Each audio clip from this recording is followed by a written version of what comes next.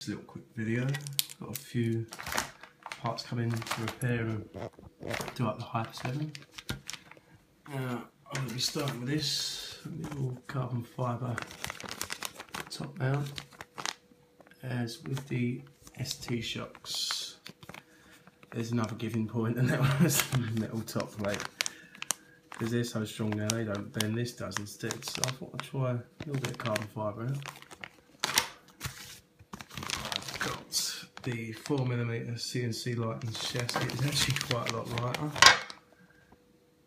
and there's the part number on here, 87313. It's quite light, it's quite good.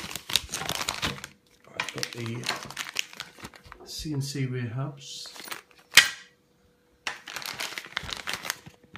new top arms, because for some reason I always end up breaking them. Don't ask why, they just do. Bad luck. More new top arms, new A-arms, new front bumper, because the Hyper ST one, the front anyway, wasn't that good. It hit a wall and just actually bent up and snapped. The rear bumper is excellent on the ST. The front, yeah, a few screws and whatnot's in there. I've got a new steering rack.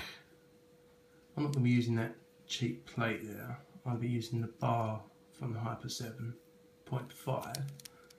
I find it smoother. It's just new towers, new springs. Another big upgrade, hongnor 16mm bigbore shock set,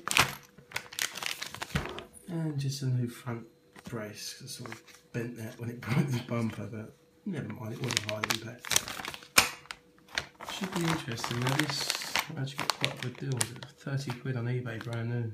It must have been having a clear out. Results.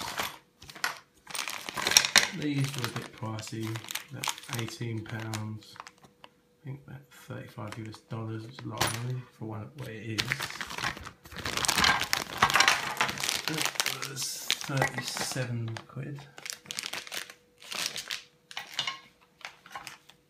And the rest of the cheap bits and pieces, fiver. Get it from China. Didn't have to pay any customs charge because it was a gift. Honest. Anyway, should be installing with these within the next couple of weeks, and I'll let you know whether this fixes any of the rear end slack and whether these bad boys actually take any of the jumps back. Right, goodbye.